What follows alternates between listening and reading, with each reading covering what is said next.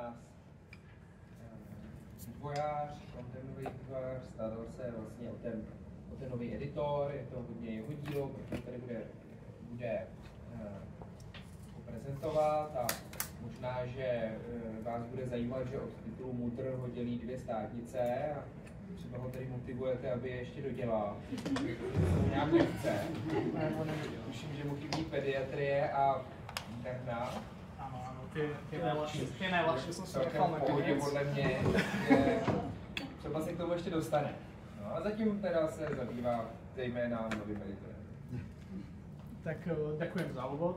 Ja teda, aby som bol všetko tak programujem od detstva, že nie je to len niečo, čo som chytil minulý týždeň a priniesol som vám nejaký ako nový editor. Za posledný rok sme teda nazbierali veľké množstvo spätnej väzby na starý editor. Len tak ako aby som sa zoznámil s publikom, tak kto z vás používa starý editor alebo ten súčasný editor v Solopo Blue?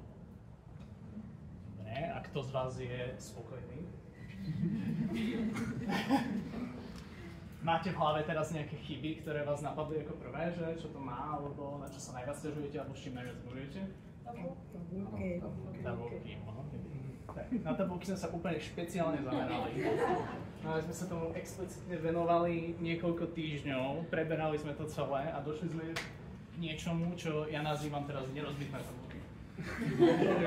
Vyzývam vás, akýmkoľvek spôsobom sa pokúsite tabulky rozbiť, tak keď sa vám to podarí, tak využijete toto magické tlačítko kontaktovať vývojáře a keď v tom popisku požiadavku napíšete akýmkoľvek synonymom slovo tabulka, tak to príde rovno mne. Takže prosím, používajte to, ono nám to dodá všetky ako dostatočné informácie na to, aby sme mohli tú chybu zase opraviť, aby sa vám editor používal dobre. Ale myslím si, že sa vám to nepodarí. Tak. Je to ide. Tak. Aby som tomu dal nejakú štruktúru, tak ja si najprv vytvorím nejaký dokument v tom novom editore. To urobím len nejakú ako drobnosť, nebudeme tu rozpisovať nejaké podrobné laboratórne postupy. Ja teda akože z mikračky a z imunológie som moc neexceloval. Takže ja si tu urobím v žízený dokument, čo bude recept na halušky. Po tom ďalšom kroku sa pozrieme na nejaký prevod dokumentov z toho legacy formátu, z toho Solopo do nového, nazývame to Solopo Blue 2. Do nového editoru a prevody zo starého editoru do tohto nového editoru ešte nie sú hotové, na tom sa práve pracuje. To znamená, že to vám ukázať nemôžem. A nebojte sa, bude to úplne smooth, vy iba kliknete na tlačítko a zrazu budete v novom editore. A aj neprídete na to, že sa niečo zmenilo. Akurát to, že teraz nebudete vedieť nič rozbiť zrazu z nejakého dôvodu. Ak sa vám nepodarí rozbiť tabulky, tak ste v novom editore. Tak, ja si teda vytvorím nový dokument a bude to teda recept na halušky. Neurobím osnovu a ako formát dokumentu si zvolím Solopo Blue 2. Tak, a už som v novom editore. Ako vidíte, vyzerá veľmi podobne, ale pod touto vrstvou sa nachádzajú ako zásadné zmeny.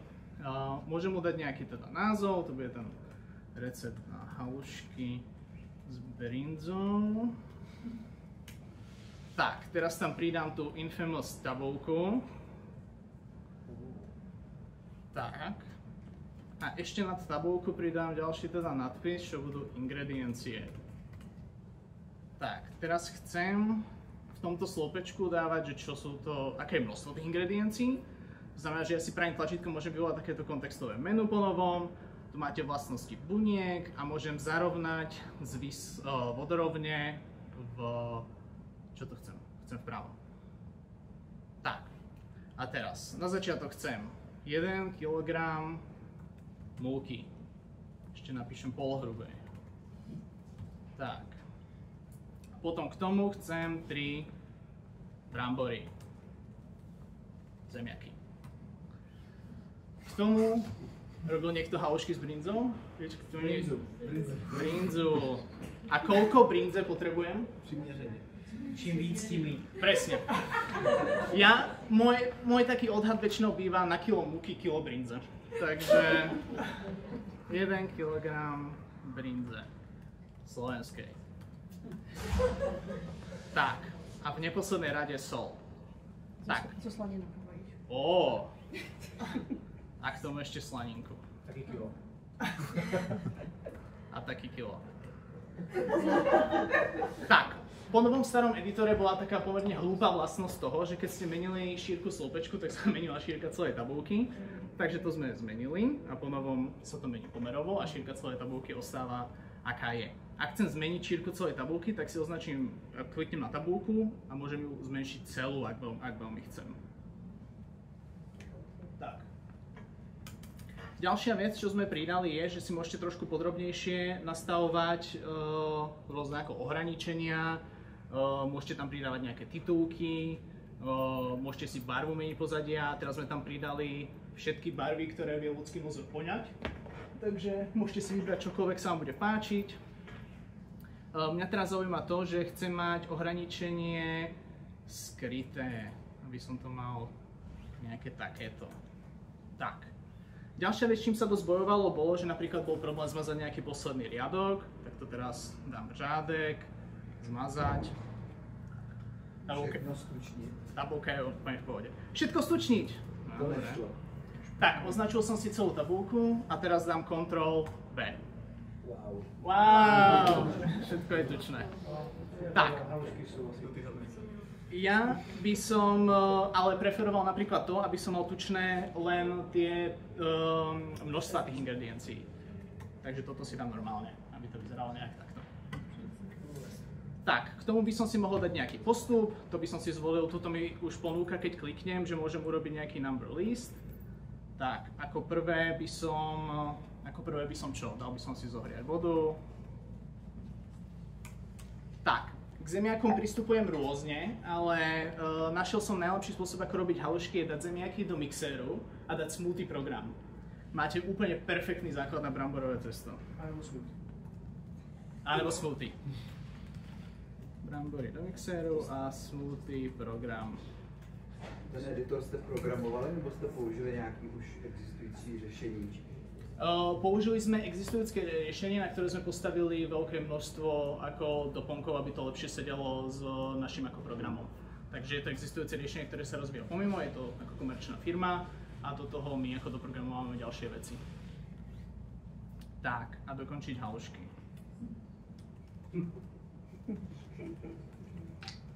Tak. Doma u nás varím ja, takže ja si to zrýchlene schválim s okamžitou platnosťou a mám hotový recept na halušky. A ako vidíte, tu je už v novej podobe, ináč to celé funguje takisto, ako ukazoval kolega, nič iné sa tam nedeje, celý ten proces je úplne rovnaký, len budete mať ako vymenený ten editor. OK. Jde udělat kotvení obrázku na střed nebo i tabule? Dobrá otázka. Jde. Takže tabulku môžem zarovnať, pardon, to som zarovnal ona. Tabulka, ako sa zarovnala tabulka, ty kokos. OK, tabulku asi ešte nemáme hotovú, ale obrázky idú. Takže vám ukážem obrázek. Takže stiahnem si nejaké halušky. Tak, copy. Tak, máme tu obrázek halušiek a dám si na start. Asi to bude fungovat i potom, když to zobrazím v té příručce. No samozrejme. Uložím to a je to tu. Vyzerá to, takto isto tu bude vyzerať ten príručka, akorát nebudete mať ten rámček okolo toho daného dokumentu. Tak to přidej rovno do té příručky a ukáž to. Jesus. Side quest. Ešte sa chcem dostať k prevodom, ak budeme stíhať, tak na konci si ukážeme príručku. Tak, toto bol teda nový dokument. Ukážem vám teda nejak prevod nejakých komplikovanejších dokumentov. Našiel som tento, kde sú teda tabulky v tabulkách, čo je celkom ako divoké. Takže len pre ukážku, tak ukážem, ako to vyzeralo predtým. Predtým to vybuchlo. Hej, no proste. Bolo to takéto, takže to bolo celkom ako nepoužiteľné. Teraz pri prevode, namiesto toho, aby to rovno previedlo, vás teda vyzve, že do ktorého formátu to chcete previesť a môžete zvoliť ten Slovo Blue 2. A keď kliknete na previesť, tak sa vám to ukáže v novom editore. A máme veľký obrázok, ktorý presahuje cez dokument. Čo s ním? Nahlásit. Áno, zmenšiť a to hlavné, čo bolo treba spraviť je okamžite to nahlásiť vývojárovi. Takže mám pokazený obrázok je príliš veľký, presahuje cez dokument. Závažnosť, obťažuje ma to. Odoslať. Jo, a toto je testovacie prostredie, tak sa to neodošle, ale normálne vám by sa to odoslalo. Ja som na testovacom prostredí, takže to mám vypnuté samozrejme. Tak. Takže ako vidíte, po novom prevode ten dokument je pomerne použiteľný. Tie tabulky v tabulkách sa zvládli ako úplne v pohode. Keď si vlastne pozriem tento náhľad ako prevedenej verzie a potom náhľad pôvodnej verzie, tak ako sú veľmi podobné až na nejaké maličkosti. Väčšina dokumentov sme sa snažili, aby bola ako 1:1. Takže to môžem uložiť. Pardon, to bola chybička. Takže to môžem uložiť a mám to tu. Jo, a zabudol som teraz zmenšiť ten obrázok. Pardon. Hop. Tak. A máme tu nový dokument. Taktiež sme pracovali na tom, aby ten editor fungoval rýchlejšie. Asi máte skúsenosti s tým, že keď ste mali nejaký dokument, kde bolo obrovské množstvo tabuliek, tak sa to načítavalo ako pomerne dlho. To sme taktiež zrýchlili, to znamená, že typické také dokumenty boli formuláře, čo vlastne aj kolega dneska cez deň ukazoval. Jeden dokument, čo sa tak strašne dlho načítal. Tak teraz v novom formáte už bude viac menej ako instantne načítaný. Ja sa snažím nájsť nejaký veľa tabuliek. Jo. Pardon. Mám tu nejaký...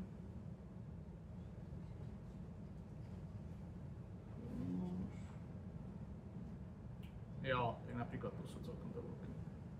Keď v tom starom si to otvorím, tak vidíte, že sa to chvíľu načítava, v tom novom, a toto bolo celkom rýchle, v tom novom je to viac menej instantné. Tak.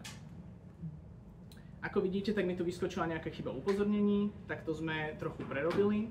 Po starom ste to videli tu hore, keď náš program odhalil niečo, čo nevie opraviť, a to je napríklad, že tu našiel nejaký neplatný odkaz, ktorý je teraz tu zvýraznený takto červeno.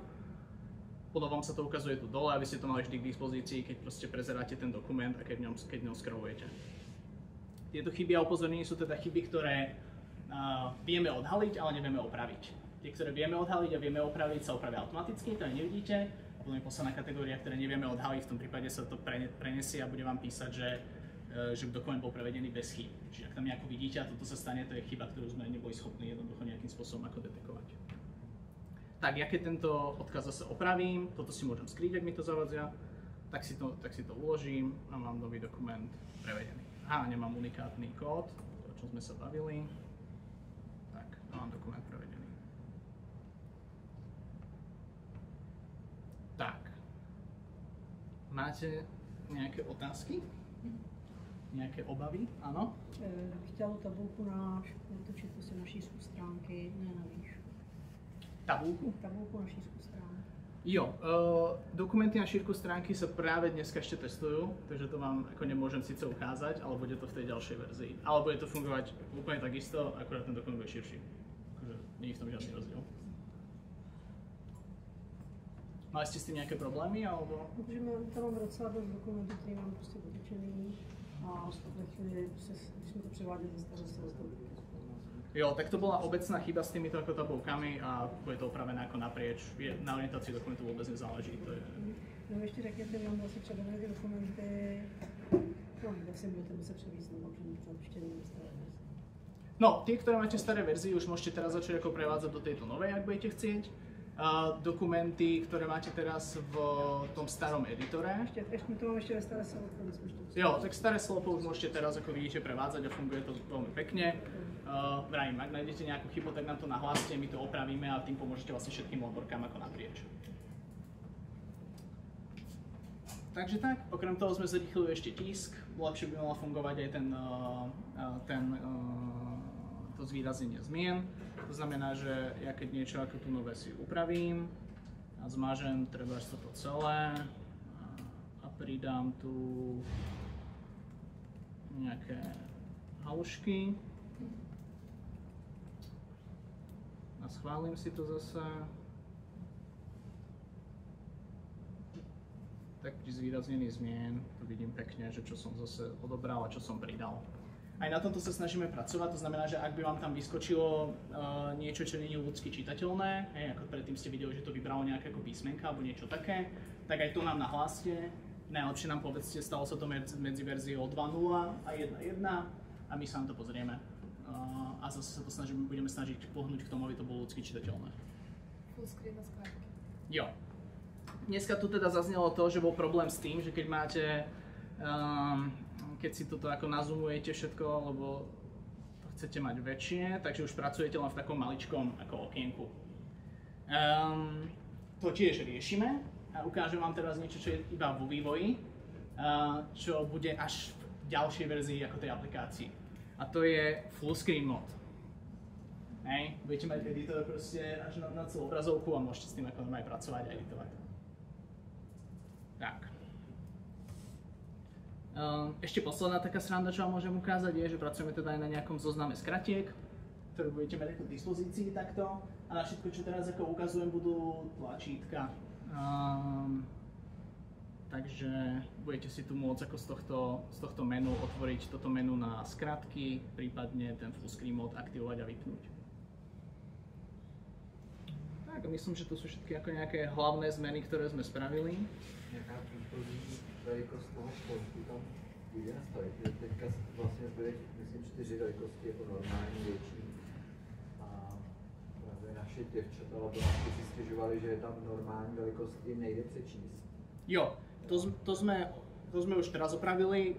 Normálna veľkosť je teda 12 ako vo Worde. Keď si napíšete dokument vo Worde a napíšete ho u nás, a dáte rovnaké okraje, tak sa budú presne rovnako zlámovať riadky, bude vyzerať proste rovnako. S rovnakým fontom bude vyzerať presne takisto ako štandardný dokument vo Worde. Čo sa týka veľkosti písma, tak sme tu dali na výber od 8 po 36, takéto nejaké ako spektrum. A zase odpovedá to takému ako cca výberu, čo má Word ako za nejaký základný. K tomu teda máte zvlášť nastavenie toho, že o čo sa jedná. To znamená, že keď píšem nejaký odstavec, tak by som to mal nastavené mať na odstavec. A keď píšem nejaký nadpis, tak len kliknem na nadpis, dám Enter a to mi vytvorí automatický odstavec. Môžem písať ďalej. Tak já bych se teda ještě zeptal, tady vlastně vidíme jako jeden dlouhý pás vlastně toho dokumentu. Můžeme se to zobrazit, že se čte třeba stránky, nebo že to má nějaký záhlavý zápletí, můžeme se to pak nějak nastavit? V samotnom editore nie. To je dokonca technologicky pomerne ako náročná vec. Máme tu to, čo sme mali predtým, že si môžete pridať, keď chcete určite mať niekde koniec stránky, tak tzv. Page break, alebo teda koniec stránky.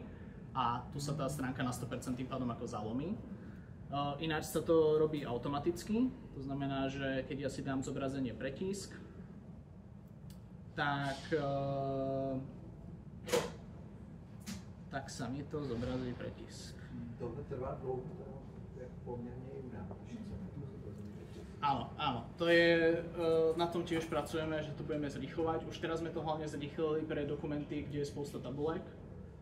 Tedy to trvalo naozaj extrémne dlho a budeme na tom ďalej pracovať, aby to bolo, snažíme sa ako pod sekundu, aby sme sa dostali alebo nejak tak. No a keď si to teraz zobrazím takto, tak už tu vidím zase tie, takisto ako predtým tie hlavičky a normálne ďalej ako text. Ináč, čo sa týka toho nestránkovaného náhľadu, je to celkom ako trend, že sa k tomu ide. Aj Google Docs to teraz má ako novinku zase, že máte nestránkovaný náhľad. Je to tým, že sa snaží ako tá digitalizácia presadzovať, že budete mať väčšinu dokumentov ako digitálnych a tým pádom nemá zmysel tam mať nejaké ako konce strán.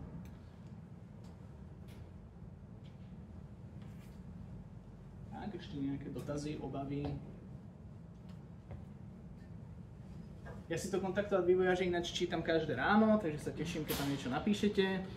Nebudete sa tam chváliť aj nejaké veci, ale môžete sa hlavne sťažovať. Tak nie sú žiadne ďalšie dotazy, to ja veľmi pekne ďakujem. Teším sa na spätnú väzbu, teším sa na to, že to budete používať odteraz s radosťou. No. A to je asi všetko odo mňa. Ďakujem vám za pozornosť.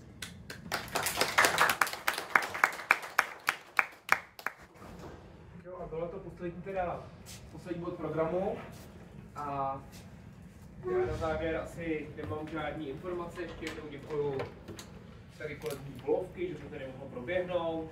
Děkuji vám za účast, děkuji za tu diskuzi, která si myslím, že byla plodná. A aby mohla být plodná i tak dále, tak bych vás poprosil, než odejdete, odevzdejte dotazníček, dostanete certifikát. Tady kolik dní už mě čeká. A zároveň teda ještě jednou zopakuju, kdo budete chtít, tak máme zarezervovaný stůl tady v blízké restauraci. Asi tam půjdeme nějak hromadně, tak se tady když tak s náma potkejte. No a budu se těšit někdy příště zase na viděnou. Naschledanou.